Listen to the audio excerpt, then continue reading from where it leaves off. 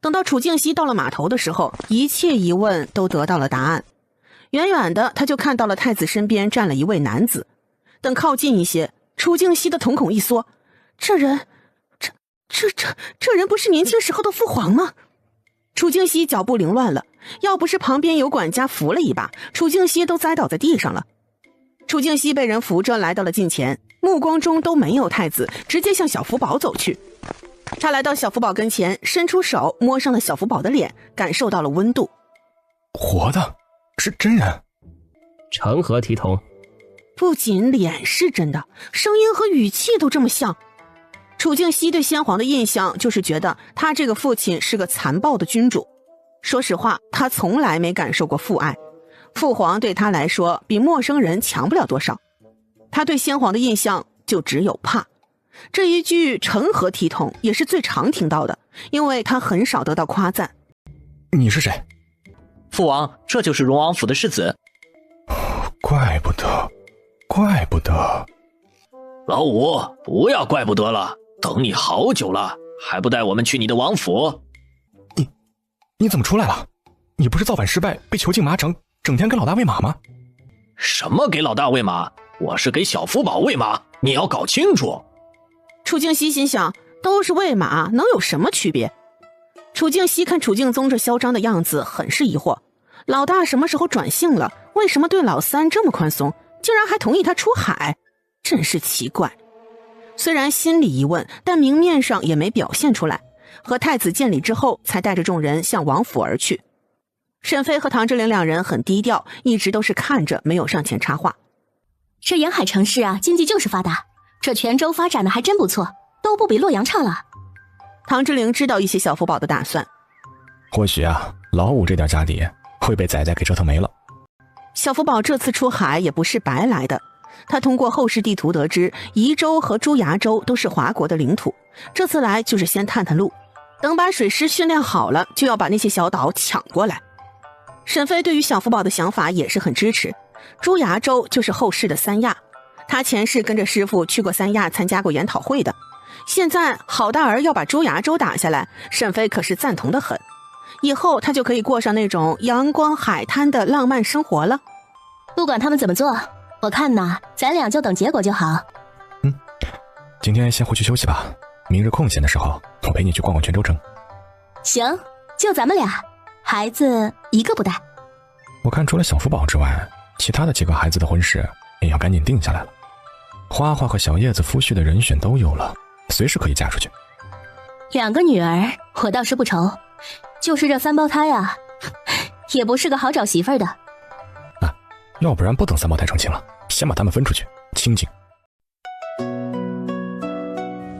父王，您今天怎么了？怎么对着荣堂弟卑躬屈膝起来？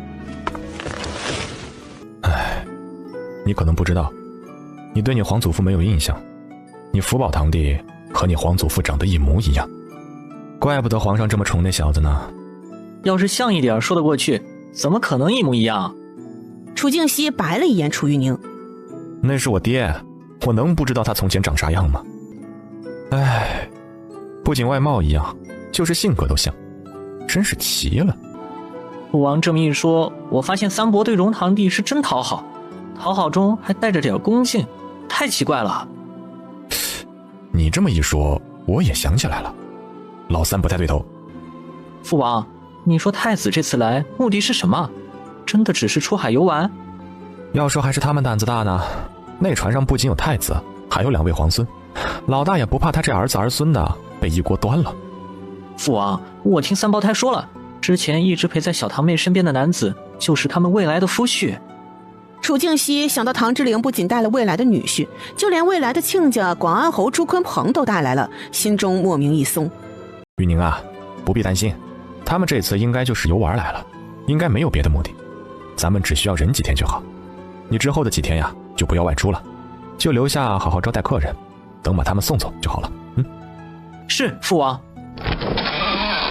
这时候门嘎吱一声被推开，走进来一名高大强壮的妇人。你们父子俩在谈什么呢？娘，你来了。六婶那女人好相处吗？她有没有和你打听王府的事儿？你没说什么不该说的事儿吧？楚静熙也紧张地看了过来，说实话，他也不大放心。楚静熙这人长得漂亮，换上女装之后真是比女人都美，因此先皇当初给她选媳妇的时候，选的王妃就不是那种温柔恬静的女子，而是选的身体强健又十分英气的女子。一句话，那就是楚静熙像女人，那就给她找个男人婆吧。孙令慧没有父子俩的紧张，而是随意的坐了下来。哎，这荣王妃看着可真年轻啊，她和花花坐在一起，那真像是姐妹一样。我听说这荣王妃年纪很小的时候就生了孩子，哼，这现在看来早生孩子也是有好处。娘，不是说六婶年不年轻，她比你小那么多岁，年轻不是正常的吗？切，你是说我年纪大，活该比她老吗？楚玉宁满脸黑线，这没办法沟通啊。哎，王爷，京城来了这么多贵公子，在他们中间给咱们琼华找个夫婿吧。楚静熙想到高大的闺女，心中一动。楚静熙也有自己的烦恼，她的儿子倒是生得和她一样，只是闺女却是随了王妃。这么高壮的女子，在泉州这地界儿真不好找。娘，那些少年都是琼华的堂兄和堂弟，这不是胡闹吗？哎，那我听说有几个就不是。听说那个北静王府的世子就来了，这咱们家要是和北静王府结亲，那算是门当户对。我明天去试探一下北静王的口风。父王，你不要想了，江晨卓和琼华差辈儿了，江晨卓是六婶的弟弟呢，你们可真敢想。况且琼华比江晨卓还强壮，怎么配嘛？怎么，你这是嫌弃我这个母亲了啊？哎，娘，疼呀，你轻点儿。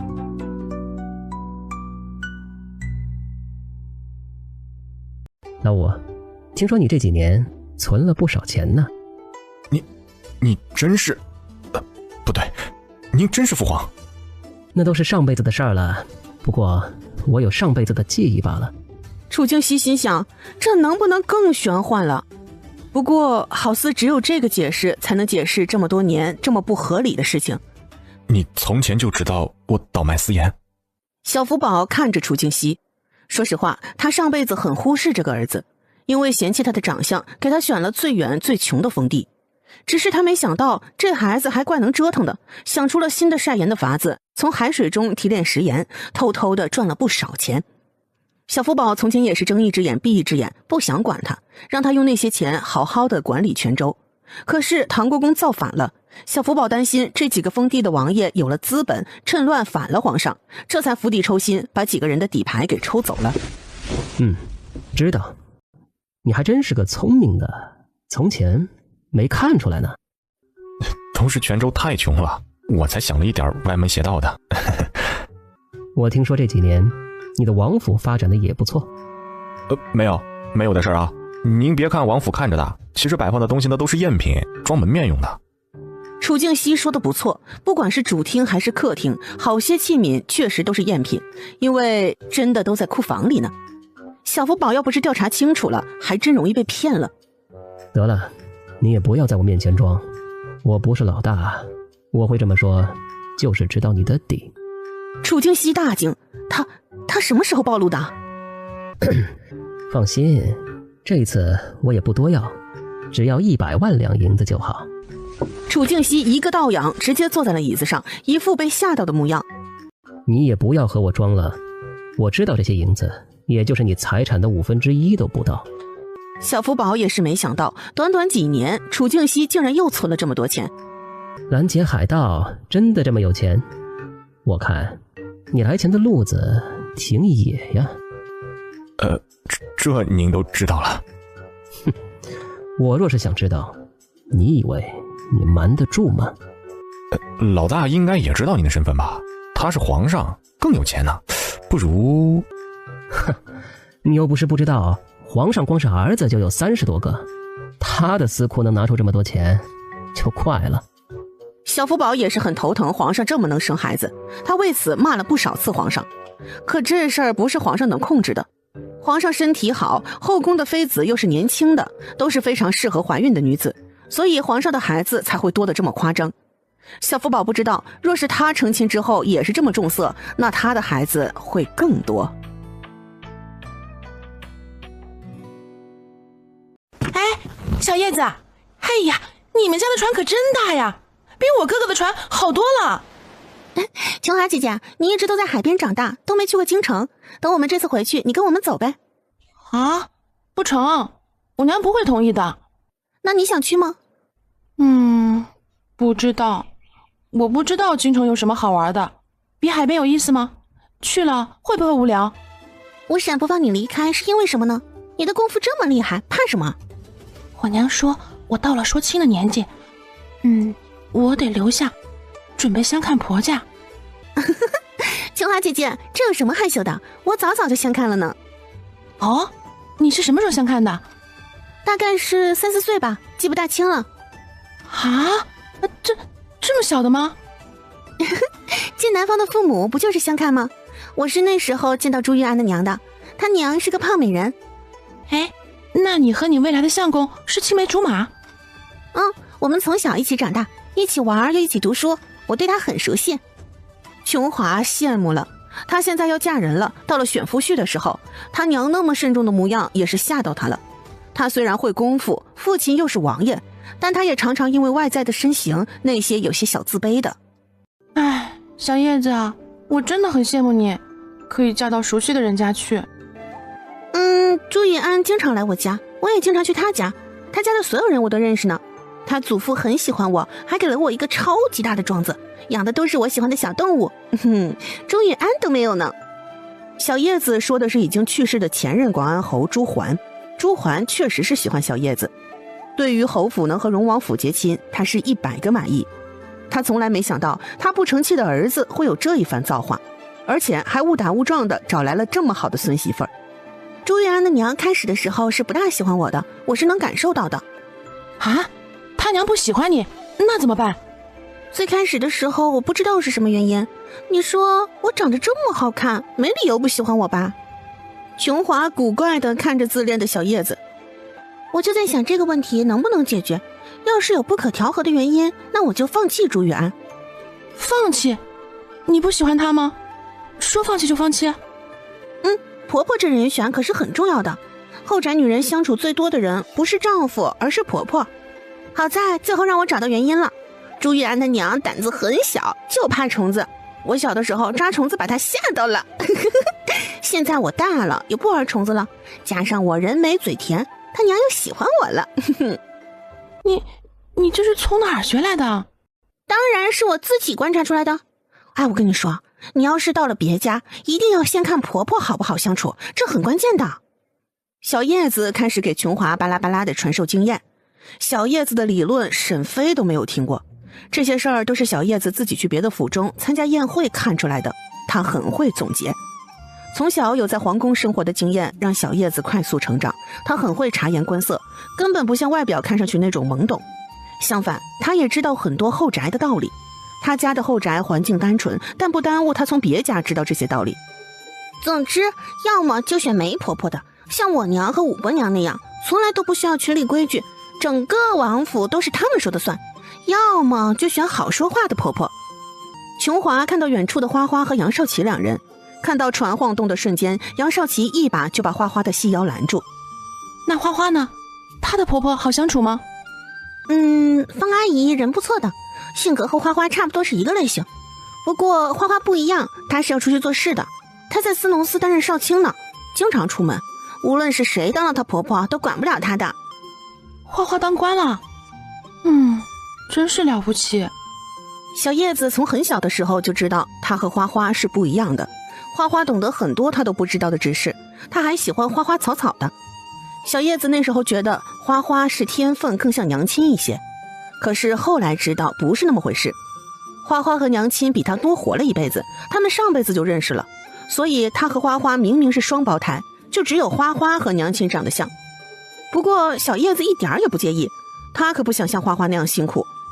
小叶子觉得她的性格大概是像娘亲多一些吧，至少都是喜欢享福的。也不要羡慕花花当官，很累的，没多少钱的。琼华还真不是看重钱，他知道家里有钱，哥哥也有钱，他就是觉得花花有事做，真的很不错。琼华其实是想去军中的，只是泉州王和王妃都不同意罢了。小叶子看了一眼琼华的身高，又向远处那帮青年那里看了看，一眼就看到了高大健壮的李石。其实铁蛋这人很不错的，他和我们是一起长大的。铁蛋儿，这名字真好玩，是谁啊？就是那个站在福宝哥哥身后的那个人。琼华之前就见过铁蛋，他的脸有点红。哦，他叫铁蛋儿啊。我娘说，铁蛋小的时候一屁股坐在哥哥身上，把哥哥压得哇哇大叫。哥哥明明比铁蛋大1岁，还是弱得很呢。那铁蛋家里是干什么的？铁蛋的爹娘原来都是我娘买来的下人。琼华本来闪耀的眸子又暗了下来，这身份也不配呀。不是他嫌弃，而是她是王爷之女，对方的家世太差也不行，他父王和母妃绝对不会同意的。他低落地哦了一声。不过那都是过去的事了。后来我娘看李大叔很有天分，就把他送到了军中。现在李大叔是虎贲营校尉，李大叔厉害，可铁蛋更厉害，他现在已经是1等护卫了。哦，他这么厉害吗？那当然，教导铁蛋的师傅都是宫内顶级厉害的人。铁蛋很有练武的天分，18般武器他都能耍一耍的，他是哥哥精心培养出来的。不过他有个缺点。缺点？哎，什么缺点？琼华问得很是急切，然后对上小叶子的眼神，脸更红了。不过他没有太扭捏，大胆地承认：我确实是看得不错，至少我站在他身边会显得我是个女孩子。小叶子很懂人情世故，他自然察觉了琼华的敏感处。小叶子还记得第一天武伯娘在那日餐桌上没有让琼华堂姐吃饱，私底下应该不会，但是宴会上是控制了她的食量的。铁蛋家的人都很能吃，他们家吃饭都不是用小碗，都是用小盆的。铁蛋的娘也是吗？二妮姨胖乎乎的，但身形很灵活，她是个很好相处的人，喜欢吃好吃的。然后来我们王府和我娘聊了京城的趣事。琼华心里有数了，她也明白小叶子会故意提起铁蛋的意思了。你呀，还真是个小机灵鬼儿。我是觉得他挺好的，还要看你喜不喜欢。不过我觉得你们可以试着接触看看，多认识认识嘛。好，我听你的。琼华说完这话，就感觉有一道视线在看他。他转过头，就发现是小叶子的小竹马。朱玉安很想过来找小叶子，只是他现在身边有别的姑娘，他就站得老远，眼巴巴地看着他们。琼华在小叶子耳边低语几句，就转身离开了。朱玉安见琼华离开，立即颠颠地跑了过来。小叶子，你看看这个，是不是很好看？啊，真不错，这东西哪里来的？我觉得可以多带一些回去，装饰咱们的新房。我爹说了，等咱们这次出海回去，就给咱们办婚礼。好。才想回来找小叶子的琼华，就这么听到两人商量办婚礼、怎么装饰新房的话题，他的脚步又慢慢地退了回去，离两人远了一点。琼华突然意识到，和自己喜欢的人在一起是一件幸运的事。他的目光又在人群寻找，一下子就对上了一个目光。其实琼华很吸引人注意，因为她的身形，又因为船上只有3个女孩子。李石是练武之人，五感非常敏锐，他自然也注意到了琼华的目光。李石最开始注意琼华也不是今天，只因为这么高的姑娘很难不引人注意。最开始他以为琼华是王府的下人，因为琼华穿的并不华丽，不像是王爷的女儿，他就多瞧了几眼。他真的很少看到这么美貌的女子。没错，琼华在李石眼里是最好看的，高挑的身形，圆润的脸庞都长在了李石的心头上。李石当时想，若是王府的下人，他或许可以问一问。只是不久之后，他的希望就破灭了。他不是下人，他是王府的大郡主。郡主啊，那不是一般人，也是他配不上的人。李石失落地收回眼神，不再看远处的姑娘。小福宝注意到了李石的异样。怎么了？世子，没事儿。一会儿让楚玉宁那小子见识见识咱们大炮的威力。我感觉那小子总是较劲儿的。好嘞，世子，咱们正好在海上试试大炮的威力。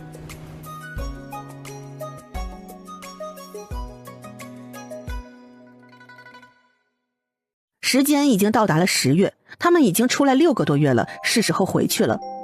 皇上现在每3天就会给小福宝写一封信，催促他回京城。沈妃这一趟出来也玩够了，于是同意回京。在离开之前，小福宝看着死活要跟着一起离开的楚敬宗，也是很无奈。你不会不明白玉红的想法，你不留下帮他吗？那是他的想法，年轻人有冲劲，我不一样，我都多大岁数了，我现在就想和你回京，你别想甩下我。好，你自己愿意就行。这小福宝和老三相处的都是这么黏糊的吗？哎，习惯就好了。哎呀，受不了。想到他的胖闺女，又叮嘱道：我们家琼华呀，就拜托六弟好好照顾了。泉州王知道胖闺女看上了李石之后，立即找了孙王妃商量对策。孙王妃知道李石的身份的时候，多少是有些介意的，但又从沈妃那里知道李石几乎是荣王府长大的，从小又都是大内高手当老师的时候，就惊讶地张大了嘴巴。最后他找了个名目，亲自和李石切磋了一下，当然是孙王妃败了。孙王妃还不知道，这还是因为李石不想他太丢脸，让了他好几招，才让两人打了几个回合。自那之后，泉州王和孙王妃就对李石这个未来女婿满意极了。加上李石的父亲现在又是虎贲营的校尉，6品官，门第也没那么低。琼华这次进京就是为了见李石父母的。五哥放心，琼华是我侄女，我会把她当亲闺女看的，你就放心吧。啊，老六啊，一切就拜托你了。六弟妹啊，你呀，先去京城等我，等琼华大婚的时候，我就坐船去京城。好啊，五嫂，我在京城等你。阔别京城半年的时间，回去的时候是归心似箭。皇上和皇后两人早就等候多时了。皇上已经知道了小福宝收复了2个岛屿，心里自然非常自豪。对于这次太子能跟着出海，他反而要留在京城，这心里就不大舒服。他是没想到小福宝会在泉州停留这么久。母后，寻哥哥的马车什么时候到呀？放心，快到了，前面已经传了消息过来了。你就只记得寻儿，怎么不惦记太子和小福宝呢？我就喜欢寻哥哥，他说给我带漂亮的珊瑚呢。皇上这些年后宫的孩子不少，好些儿子女儿都没有印象，只是皇后又生的3个孩子，他还能关照一些。他这次催促小福宝回来，也是想问问这些孩子该怎么办。无论是皇子还是公主，他都很犯愁，数量太多了，真的太费钱了。还有这么多儿子，封地怎么封？要是全部都给儿子分了，那恐怕他屁股底下都没有一块地了。此外，一个个的总要成亲吧，聘礼和嫁妆怎么办呢？好歹都是皇室之人，总不能太寒酸了吧？仅仅半年时间，皇上就愁得头发白了好些。他很想和小福宝商量一下，看看能不能把皇位传给太子，然后让太子收拾这些烂摊子。父皇母后，你们看，是车队。小福宝一行人浩浩荡荡地走在长安城的街道上，京城的百姓们好些都出来看热闹，也有人看着车队议论纷纷。听说荣世子出海了。我也听说了，朝廷的奏报说荣世子出去一趟就占了2个岛屿，真是个好消息，我们大禹朝的版图都扩充了。哎呀，我说呀，还是荣亲王和荣王妃福气好。荣王府有这么厉害的世子，他们跟着享福，荣华富贵都来了。可不是嘛，就是不知道皇帝老儿要把皇位传给谁呀？还能是谁？当然是太子了。可是我听我爷爷说，现在的荣世子和先皇老爷子一模一样，这皇位呀，还真说不准。哎呀，这京城的谣言也太离谱了。看来朱崖岛的房子得早点建好了。现在小福宝长大了，总有一些人想要挑拨离间呢。就是不知道是什么人传出来的，本来还归心似箭的心，现在有些冷了。他们荣王府确实是太耀眼了，就算皇上不介意，架不住朝臣和百姓议论。沈妃和唐志玲才回家就迎来了2尊大佛，不过这2尊大佛显然对他们夫妻俩不感兴趣。皇上去找了小福宝，皇后则是去找了寻儿。沈妃对此已经习以为常，她就当是给别人生的俩儿子。随后的日子，沈妃和唐志玲的日子照常清闲，不过沈妃倒是多了一件事要做，那就是给她的4个儿子找媳妇。因此从这之后的沈妃开始积极地参加宴会，就是去相看那些小姑娘的。为了让小姑娘看上他的儿子，他还特意带着4个儿子炸街，一个个的打扮的也是异常俊俏。沈飞只比小福宝大14岁，他长得又显小，因此这时候他们站在一起，沈飞倒是更像是姐姐一些。因此京城的百姓经常看到荣王妃带着4个俊俏的小公子出行。三胞胎本来不想答应沈飞的活动，无奈小福宝愿意陪着娘亲玩耍，因此三胞胎是被小福宝给镇压住了。这一世的小福宝长成了一个妈宝男，只要是娘亲的愿望，他都愿意替他达成。当然有一项是例外，那就是娶亲。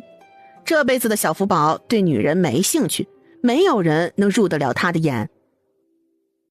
我叫花花，大名楚玉书，但是很少有人叫我的大名，因为我的小名太好记了。我是荣王府的2郡主，我有个双胞胎的姐姐，但是我和小叶子比起来，我要更像姐姐一些。其实在我的潜意识里，我就是姐姐，因为我有上辈子的记忆。没错了，这一次投胎是我自己能选择的。其实不仅我能选择，师父和师兄都可以选择，他们2人的魂魄就在我身边咯。但是我们知道这次师妹要生的都是女孩，师兄是不想变性的，师父嘛更是拉不下面子的。我们因为一起被炸死了，魂魄被困在了实验室内。投胎之后，我只是犹豫了那么一瞬间，就让小叶子抢先了，她成为了姐姐。不过也无所谓了，最开始的时候我都装作和师妹不认识，当一个普通的小娃娃。不曾想我还是被师妹发现了，但她没有拆穿我。在我1岁多的时候发生了意外，小福宝被打成了重伤，就这样我被师妹点了出来。于是我也不再隐藏了，帮着师妹一起研究治疗小福宝的药物。我是有意的提到了脐带血，因为只有师妹继续生孩子，师兄和师父才有可能出生啊。师兄是一定会来的，可师父那顽固的小老头就不确定了，因为他曾经信誓旦旦的对我说过，他拉不下来脸，就算能重新投胎当人他都不要。师妹果然很厉害，肚子里有了3个宝宝，还都是男孩。我在3胞胎出生之后就去和师兄对暗号了，只是师兄太脆弱了，那一次我一把把他薅起来，差点没弄歪他的脖子。师兄有个非常护他的奶妈，害得我没办法好好的和他沟通。其实我看出来了，师兄不大愿意和我沟通，可能是嫌弃我手法太粗鲁了。慢慢的我们都长大了，3胞胎终于有了自己的名字，师兄这辈子叫恒儿。其实3胞胎的运气不大好，他们刚出生那天就有杀手袭击了荣王府，我这辈子的便宜老爹生死不知，师妹整日都担心小福宝的身体。小福宝整日躺在修护箱中，我闲着的时候会和他聊聊天，还穿着纸尿裤的小福宝总是老气横秋的和我交代后事。我从小福宝唠唠叨叨的话语中能感觉得出来，他是真的很不舍得师妹，他其实还没活够呢。从这个时候我也知道小福宝也不是简单的，他似乎也带了上辈子的记忆。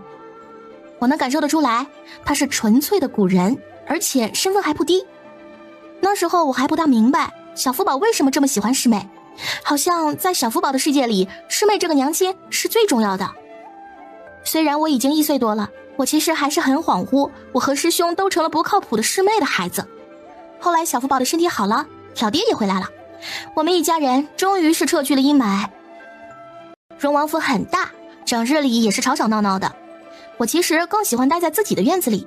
另外我其实还记挂着上辈子还没有做完的实验，这辈子不用当社畜了，但是我还是想有一番成就。我在我的院子里都种了花草，这些都不是普通的植物，都是我从师妹的实验室中取出来的种子，一切都进行得很顺利，只要防住小叶子这个破坏王。我觉得小叶子不大像外表那样，这小丫头脑子里的脑仁长大了。自从她会走了之后，先是争宠，看她那花样百出的笑料，给我平静的生活带来了一些异样的色彩。有时候我也会和小叶子打架，真的到了这个时候，那就是小叶子太欠揍了。唯一好的一点就是师妹和便宜老爹不偏不倚，师妹也没有因为我有成年的灵魂就说让我让着小叶子的话，因为我发现我和小叶子打架，师妹反倒是有些兴奋的看热闹了。哼，师妹还是那个师妹啊，那个在实验室最小的，有热闹一定冲最前头的人。其实我很少喊师妹娘的，主要是真的喊不出来啊。但是有外人在的时候，还是会喊上几声的。师妹有一点不好，那就是府中来了小朋友，一定要叫奶娘把我和小叶子抱出去。其实我很讨厌小孩子的，上辈子我到了30岁还没有结婚，更没有谈男朋友。其实我对婚姻没有什么兴趣，我讨厌那种因为原始的冲动就随意的生孩子，生了孩子还不好好的养的那种父母。说到这一点，我其实要感谢师妹的。在荣王府，我其实有在师妹身上感受到母爱，虽然我从来没有和师妹说过。这辈子很神奇，我竟然和师妹很像。我们2个人出去都会听到外人说我们娘俩很相像，每次想着娘俩这个词儿，我就感觉很有意思。不管我愿不愿意承认，在我选择投胎之后，我就选择了我们这一世的身份。果然有一天，我又被奶娘抱了出去。在王府的花园里，我看到了一个流着鼻涕的小男孩。当时我看到这个小男孩的时候，就想躲得远一点，可是这小孩似乎很想和我玩，可是我看到他的鼻涕就想逃离。后来这小孩自我介绍，他说他叫杨少奇，他父亲是归德将军杨策。我知道杨策是个厉害的大将军，听师妹说过杨家是王府的老邻居了。杨少奇比小福宝还大2岁呢，但是还是个熊孩子。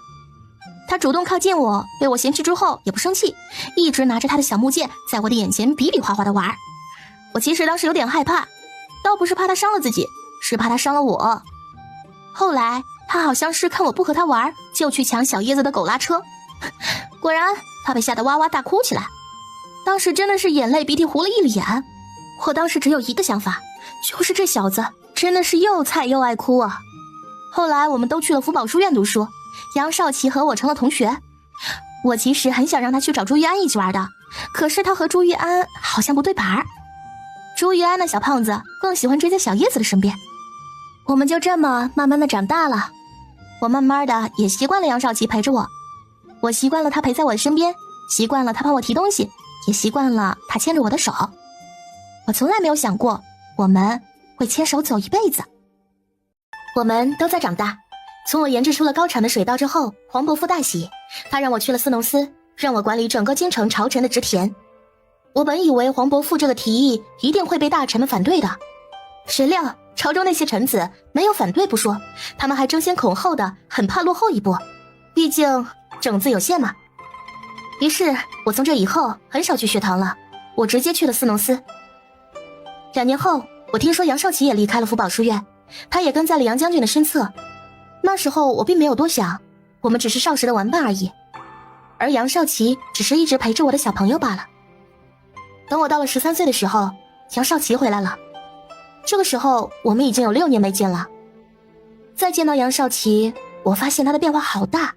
16岁的他个子很高很高，我的身高有1.56米左右，他却比我还高出了一个头来。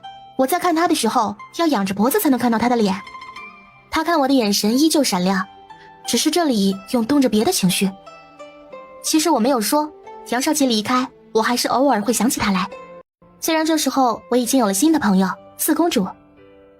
四公主也喜欢花花草草，她最喜欢嫁接之术，她喜欢一朵花中开出3个颜色的花。其实我后来才知道，四公主嫁接好的花都拿出去偷偷卖了。开始的时候我不知道，因为我以为公主都是很有钱的，毕竟她爹是皇上啊。可是我想错了，黄伯父生了太多的孩子，司库的银子很少的。我知道四公主的目的之后也不生气，而是教了她更多养花的技巧。再次见到杨少奇，我很激动，一下子给了他一个大大的拥抱。杨少奇开始有些怔愣，然后他把我抱了起来，转了几个圈。这时候陪着他一起来的小叶子和朱玉安还是没有忍住笑了出来，我当时大囧，脸都是红红的。我其实没有别的意思，就是朋友太久没有见了，这只是朋友之间的问候罢了。可是自从这以后，所有人都以为我们是一对儿，包括杨少奇。16岁的杨少奇长得高，身体结实，在战场上锻炼过的人和京城这些没有出过京的男孩子可不一样。小福宝也是经常习武，但我觉得杨少奇要比小福宝帅气。不过这话我可不敢和小福宝说，因为这时候的3胞胎的个子都快要赶上小福宝了。小福宝的脾气有点大了。从这以后，杨少奇又出现在了我的身边，我去实验田他跟着，我去山上挖土他也跟着，更是能陪我去森林中选我想要的植物。而且杨少奇最好的一点就是他会轻功，他可以飞。当然了，不是电视剧那种没有凭借物体在天空中穿梭，那是无人机干的事情。杨少奇可以轻轻跃起窜上房顶，又可以快速攀爬山壁。每到这时候，我就感觉我像是在看蜘蛛侠。有时候在山中遇到危险，他会揽住我的腰，把我先放到树上，再去和野兽战斗。我觉得长大后的杨少奇比小时候的那个他厉害很多。我现在可无法把他和从前那个流鼻涕的小孩联系到一起。在我16岁的时候，杨夫人就拜托官媒上我们府上提亲了。师妹问了我的意见，我点头答应了。其实上辈子的我独身一人，不是我不想结婚，只是没有遇到那个对的人。这辈子的我比较幸运，那个人早早就出现了。府中就只有我和小叶子2个女孩定亲了，小福宝和3胞胎的婚事都没有着落，可给师妹急坏了。就是便宜老爹也想把3个弟弟分出去啊。只是3胞胎有点挑剔，人选并不好选。还有就是，我猜朝中没有官员想和荣亲王结亲的，因为小福宝长大了，很多人害怕小福宝和太子斗起来。其实我想说，他们都多虑了。小福宝不会想当皇帝的，他对太子很好的，毕竟才3岁的小福宝就能训太子，像是训孙子一样。爷爷怎么可能和孙子抢呢？果然，在我们一家航海旅行回来之后，第2年的春天，朝廷发生了一件大事，那就是黄伯父退位了，他把皇位传给了太子哥哥，他当上了太上皇。朝中的臣子都没有想到，可是这早就在我的意料之中啊。因为我听到了内幕消息，黄伯父要把他的烂摊子丢给太子哥哥。小福宝现在见到皇上给他生了这么多的堂弟，也是很头疼的。我很喜欢看小福宝的热闹。明天我就要大婚了，我是我们6兄妹之中最先成亲的人，大家都恭喜我吧。小叶子是在花花大婚之后的半年后才成婚的。花花如今也已经有了3个月的身孕，自从怀孕之后，她去司农司的时间也少了。小叶子成亲之后，2姐妹倒是能坐下来聊天了。怎么样，成亲了好不好？成亲啊，当然好啊。你难道不觉得成亲好？我听说你大嫂是个爱说教的，我这不是问问你和她的关系怎么样吗？我倒是没什么。你不知道，我婆婆可惨喽。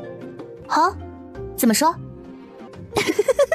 花花，你都不知道，我婆婆在我大嫂没嫁进来的时候，没少和我夸赞这个大嫂选得好。大嫂出自孔家，叔祖父又是国子监祭酒，孔家的姑娘多么知书达理的。总之，瞧那意思，大嫂可比我这个顽皮的强100倍呢。现在啊，婆婆有苦头吃了。哎，你别光是自己笑呀，你倒是说一说是怎么回事？花花，你都不知道，现在大嫂整日拿个小尺子规整婆婆的坐姿，另外婆婆的点心和零食都被大嫂收了起来，婆婆再也不能随心所欲的吃了。不能吧？你婆婆好歹是侯夫人，还掌家呢。这你就不清楚了，如今侯府是我大嫂掌家。怎么会啊？你大嫂夺权了？那你呢？她……花花不必担心我可是郡主，大嫂还不敢在我面前摆谱呢。哼，那就好。那你婆婆怎么办？广安侯就任由事情这样？大嫂这个人啊，脑袋聪明着呢。她说婆婆年纪大了，再吃高糖油腻的食物不好，老了容易得病。公爹和大哥一听，哪还有不支持的？于是立即同意大嫂管着婆婆了。若是这样，那你大嫂也不坏。是啊，大嫂这样，外人首先想到的就是大嫂人不坏。就算管着婆婆，但美名也有了，还真是里子和面子全都占了。一心搞科研的花花，并没有小叶子那么多心眼儿。怎么？这里面还有什么隐情不成？嗨，哪有隐情？这后院就这么点人，她也弄不出花来。况且我的嫁妆你也不是不知道，那么多钱，我怕什么？你说的对。花花和小叶子成亲，沈妃非常大手笔，一人给了120台嫁妆之外，还给了每人10万两的银票。二少夫人，侯夫人来了，已经到了院门外。请母亲进来吧。很快就有一名胖夫人风风火火地走了进来，好似是后面有狗撵她一样。哎，小叶子，哎，小叶子，你可要……侯夫人见到花花也在，脚步慢了下来。哎呦，亲家二小姐也在呀。侯夫人好。嘿，二小姐多礼了。哎，听说你已经有了身孕了，哎呀，快坐下，快坐下。哎，给娘一点地方。哎呀，二小姐吃糕点啊？哎，怎么不吃呢？小叶子这里的东西很好吃的。我刚刚吃了不少，夫人若是饿了，可以尝尝。我这想吃的是栗子糕。小叶子，还是咱们娘俩口味一样。好吃。哎呀，慢点吃啊，管够。哎，小叶子，那个来点珍珠奶茶吧。秋露，去告诉小厨房一声，做些珍珠奶茶送过来。是，二少夫人。小叶子，哎呀，还是来你这里舒坦呀。你都不知道，侯夫人才想抱怨，突然意识到花花还在，还是住嘴了。家丑不可外扬，况且是她吃瘪的事儿，可不能往外说。花花倒是没在意侯夫人吃瘪，她见到小叶子和婆婆相处的融洽，知道她在广安侯府过得好，也就放心了。侯夫人，小叶子，我出来也久了，是时候回去了。花花坐上马车离开之后，小叶子回去的时候遇见了大嫂孔令仪。大嫂。哟，二弟妹。两人互相打了一声招呼，小叶子转身就想离开。哎，二弟妹，请留步。大嫂可是有什么事？二弟妹，我希望你不要纵容婆婆，婆婆的饮食习惯不对，必须要改过来。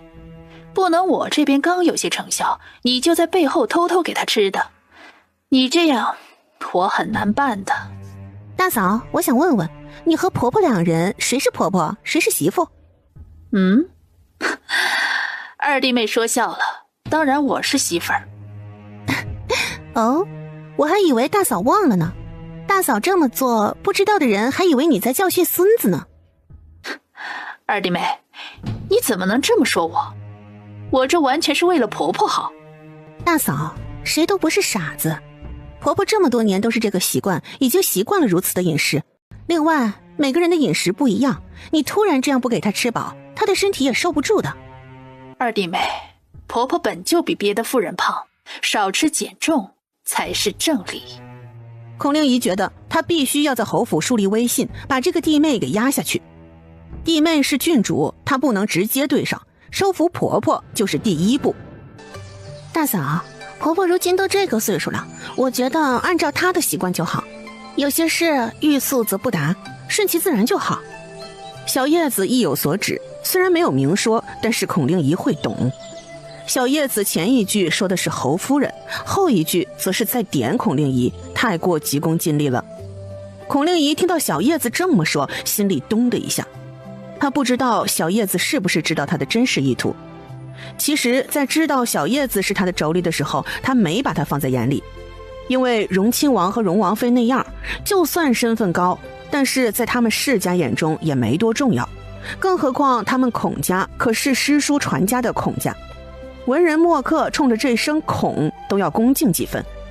孔令仪一直以来都是自豪的，她嫁进了侯府，就是要把小叶子给比下去，要管理整个侯府。婆婆这人很好拿捏，丈夫爱重她，公爹不管事儿，就剩下这个郡主妯娌要收拾了。大嫂，我还有事，先告辞了。说完，不等孔令仪反应，直接带着丫鬟婆子离开了。孔令仪看到小叶子这样，就非常生气。晚上，广安侯世子朱玉明下职回来，孔令仪就迎了出来。夫君，你回来了。摆饭吧。朱玉明这个世子可和他老爹那时候不一样。朱坤鹏当世子那会儿可是青楼楚馆的常客，晚上几乎不回家吃饭的。可是朱玉明不一样，他是正直的大好青年，在大理寺也是干得兢兢业业。今天在家里怎么样啊？母亲那边可还好？孔令仪一听便放下了布菜的动作，欲言又止地看着朱玉明。怎么了？有什么事儿你不妨直说呀。算了，我还是不说了。府中发生了何事？你直说。夫君，婆婆没事儿，这就是二弟妹那边，她似乎似乎对我有意见啊。你说小叶子呀？不会，那丫头性子单纯，无论她说什么，你都不必放在心上。她年纪还小呢，你这个大嫂啊，要多让着她。孔令仪目瞪口呆，她从来不知道她的夫君竟然对小叶子这么好，还有性子单纯，他们说的是一个人吗？夫君对二弟妹好似很熟悉啊。哎呀，这小叶子现在好多了，小时候那才是顽皮呢。这丫头有点鬼主意，但是没有坏心，她喜欢开玩笑，就算说了什么呀，你也别介意，她不是有意的啊。你这个当大嫂的，平时得让着她。孔令仪饭一口没吃呢，就被噎住了。他就说了一句小叶子，夫君就说了这么一大串，还有凭什么他就要让着小叶子？孔令仪内心是7个不服8个不忿，但是明面上还不敢表现出来。是吧？那可能是我误会弟妹了。另一边的朱玉安也下旨回来了，他现在也挂了一个闲职，他的工作每日都很清闲。侯夫人一直没有离开，她就是想在这里蹭饭吃。玉安，你回来了。娘，你怎么又在这里？不回主院陪着爹呢？切，你爹啥样你还不了解啊？我要是能抓到他的人影，算我输。娘，我和小叶子才新婚呢，我们需要独处，你总在这打扰我们，还想不想抱孙子了？那个其实吧，我还年轻，也不是那么急的抱孙子。朱玉安不知道侯夫人白天过的是什么日子，就是觉得母亲变得很粘人。母亲，我打算去温泉山庄玩几天，母亲要不要和我一起去？当然愿意。翌日，小叶子就带着婆婆出门了，这让孔令仪扑了一个空。然后孔令仪有个惊人的发现，那就是小叶子不是个安分的。她在外面的时候很多，不仅是她自己走，就连婆婆也都带走了。偌大的侯府还真就剩下她一个女主子了。孔令仪想要的并不是这个结果，可是每次她和朱玉明抱怨，朱玉明好似都听不懂一样，给她噎得不行。有的时候她真的怀疑丈夫是真不懂还是假不懂。三公子，太后娘娘派了小太监，已经在外面等候多时了。没说是什么事情吗？小的也不知道。行了，告诉他我一会儿就到。寻儿现在有些愁，她真是参加宴会参加的腻了。自从2个姐姐嫁出去之后，父亲和母亲就开始研究他们3胞胎的婚事了，完全不管已经20岁的哥哥小福宝，任由哥哥自由自在的，目光倒是盯上了他。慈宁宫，寻儿进宫了吗？回太后娘娘，听说进宫了，还没到。你再去问问，看看是什么事耽搁了。是，太后娘娘。此时寻儿正在坤宁宫。弟弟拜见皇后娘娘。皇后娘娘上下打量寻儿，看着眼前俊俏的少年郎，她想，若是她的孩子也有这么大了。她这么多年一直好奇姑母为什么会对荣王府的3胞胎另眼相看。最近皇后终于知道了姑母对寻儿另眼相看的原因，原来姑母怀疑寻儿是当年她掉的那个孩子。皇后仔细地瞧着寻儿，她也越瞧越是。皇嫂，寻儿啊，你以后要常来宫中。寻儿满脸问号，她不知道皇后娘娘到底是怎么回事。从前她是看都不看她一眼的，今天这眼神怎么这么慈爱呀？皇嫂，不知道您叫我来是做什么呀？伯娘那边应该还在等我。寻儿，你以后多和景耀一起玩，你们都是同龄人。皇嫂放心，我和景耀熟悉，以后啊，我会带着他来一起玩的。那好，那你去慈宁宫吧，我派人送你过去。寻儿啊，皇后没对你怎么样吧？伯娘放心啦，皇嫂就是让我多带着景耀玩。啊，没别的了吗？除了这个，皇嫂还让我多进宫。太后也觉得这话很寻常。这么多年，太后和皇后这姑侄俩的关系并没有缓和。太子继位之后，还是立了太子妃当皇后。寻儿啊，今天天气很好，正好你陪着哀家去御花园走走。行。哎，怎么没见小19呢？哦，他在皇子所呢，很快就会回来了。果然，楚浩衍回来了，和他一起回来的还有龙凤胎的楚浩家。寻哥哥，你看你这一脑袋的汗，荀哥哥，咱们去御花园。是啊，荀哥哥，咱们快走吧。荀儿见到这俩小的千方百计的说要去御花园，就知道太后的意思了。不过荀儿有个优点，就是他是个捧场的人，只要是这人心好，他都愿意配合。于是荀儿被两个弟弟牵着去了御花园。哎呀，真是巧了，我堂哥来了。今日进宫的小姑娘都被家里的长辈叮嘱过了，他们互相看了一眼，有的人悄悄地坐正了身子。只有一个年纪13岁的小姑娘不一样，她是来凑数的，她是陪着姐姐来的。三姐姐，荣王府的公子在哪儿呢？我怎么没看到呢？少吃点，这是在皇宫里，注意一些。哼，三姐姐，你看没了。这要是在詹府，詹玉燕一定会训斥一下堂妹，现在只能压下心中的不满。行了，你快咽下去吧。詹玉燕说完就不管堂妹了，她的视线看向荀儿那边。荀哥哥，这是邓尚书家的孙女儿邓蕊，这是建安伯家的小姐安如芳，这是刑部侍郎家的小姐窦海兰。最后介绍道，这是吏部侍郎家的小姐詹玉燕。玉燕见过三公子。詹小姐好。荀儿没有多关注詹玉燕，她把目光对上詹玉贤。这位小姐好像是没有介绍。你是问我吗？我叫詹玉贤，我今天是和堂姐一起来的，这宫里的糕点可真好吃。疼！詹玉贤想起来他来之前母亲对他的叮嘱，才大起来的胆子又弱了下去。糟糕，他好像是搞砸了。三公子，很抱歉，我堂妹才从永州回来，对京城的规矩都不懂，请三公子见谅。无碍，伯娘这边的糕点很是美味，我也喜欢吃，小姑娘品味不错。詹玉贤见荀儿笑了，他也笑了。这贵人都开心了，那就是没生气呗，那他就是没闯祸呀。小丫头也跟着嘿嘿的笑了出来，露出了2个小酒窝。荀儿也注意到了小丫头的梨窝，多看了几眼。等注意到了她嘴边的糕点碎屑，提醒道：这边。詹玉贤见荀儿指着他自己的脸，不明所以，这难道是让亲的吗？詹玉贤觉得不对，她是姑娘家，可是又想到母亲交代过，到了皇宫里要听贵人的话，不能得罪任何人。他爹才是个6品官，不像大伯是大官。詹玉贤犹豫片刻，就走到了荀儿身边，然后踮起脚尖，在荀儿的脸颊上亲了一口。顿时画面凝固了，荀儿和花园中的其他小姐一个个的都目瞪口呆。荀儿没想到这小丫头这么大胆，她还没被这么大的小姑娘亲过呢。她能感受到刚才那小姑娘柔软的嘴唇。詹玉贤亲完之后就退后了几步，见到众人都看着他，他有点害怕。他不知道他是不是闯祸了，他看向了詹玉燕。三姐姐。詹玉燕脸色惨白，有气恼有惊惧，但她也只比堂妹大2岁，一时之间也不知道要怎么处理。还是荀儿化解了众人的尴尬。詹玉贤是吧？我在。心眼像是蜂窝一样多的荀儿，其实还真喜欢这类型的姑娘。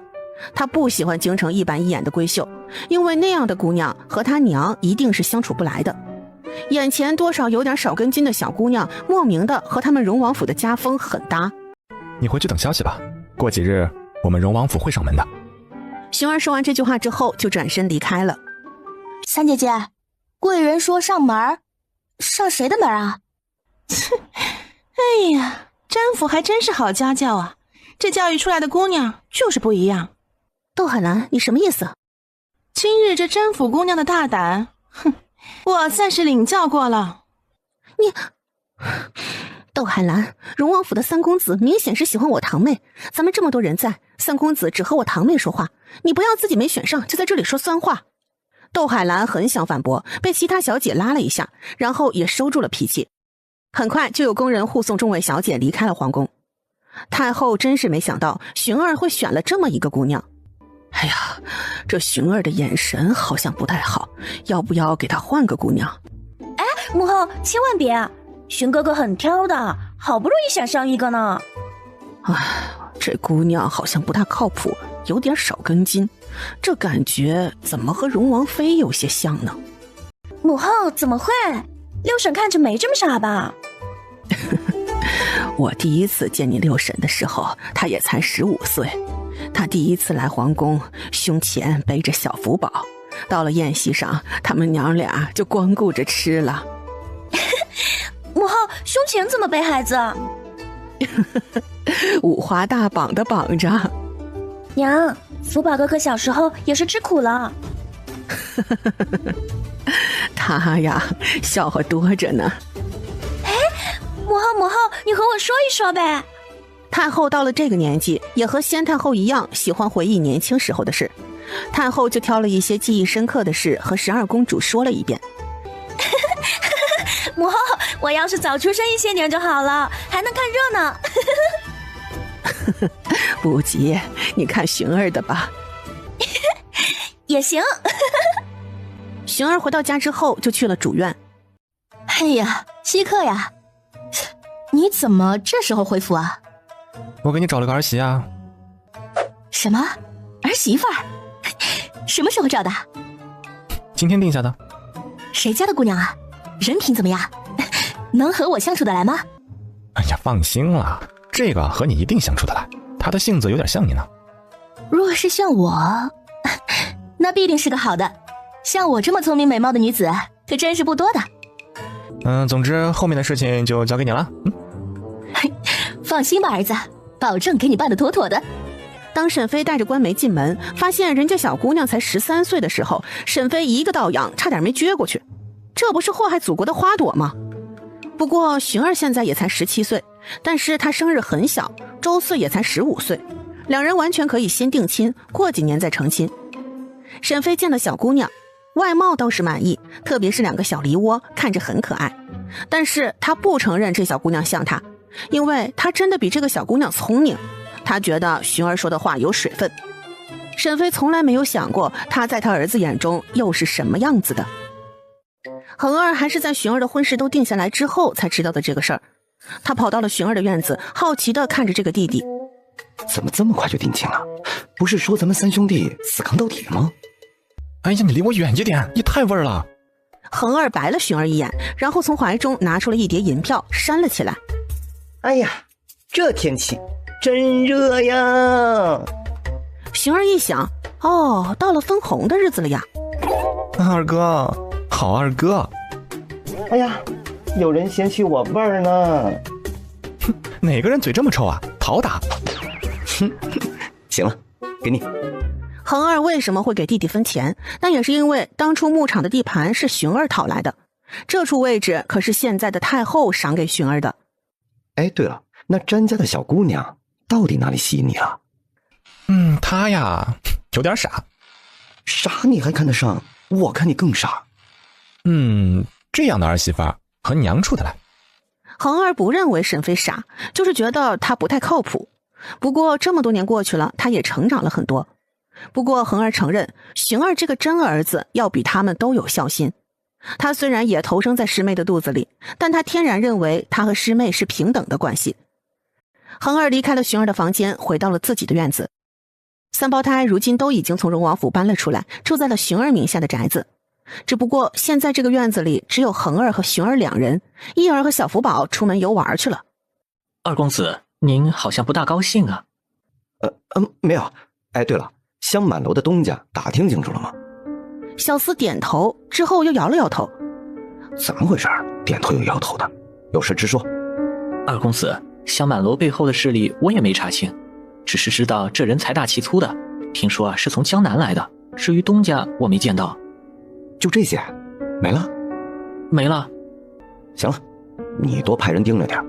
这么大的酒楼，没道理不在咱们魏都订菜啊！咱们这儿的品质是最好的。公子，你的袍子……恒儿想到刚才在路上碰到的娘娘腔，就不大开心。一个莽撞鬼弄的。没事，给我准备热水，我洗一洗。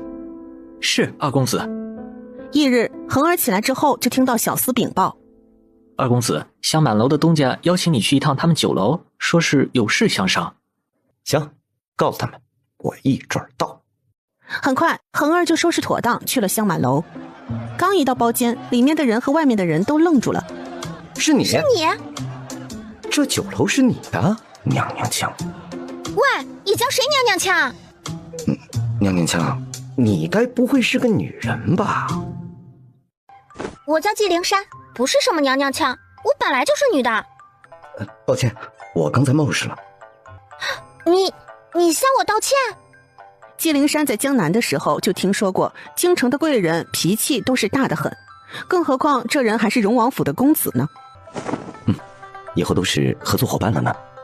纪灵珊收起了脾气，听到了合作伙伴也翘起了嘴角。他此次进京完全是拿银子开路，豪横得很。他之所以这么做也是有目的的，那就是要和荣王府攀上关系，到时候借着荣王府的势力保住他的财产。纪灵珊的父亲是江南富商，但是他只有这一个女儿。继父意外去世之后，家产就落在了纪灵珊一个人的身上。纪灵珊虽然有些经商的头脑，但是她是女儿身，继父的兄弟和纪家的族人都盯着继父的钱呢，他们都想争着要把儿子过继到继父的名下。纪灵珊早就知道族人打的是什么主意，而且他也怀疑父亲的死不简单。纪灵珊这次进京来就是想找个靠山的，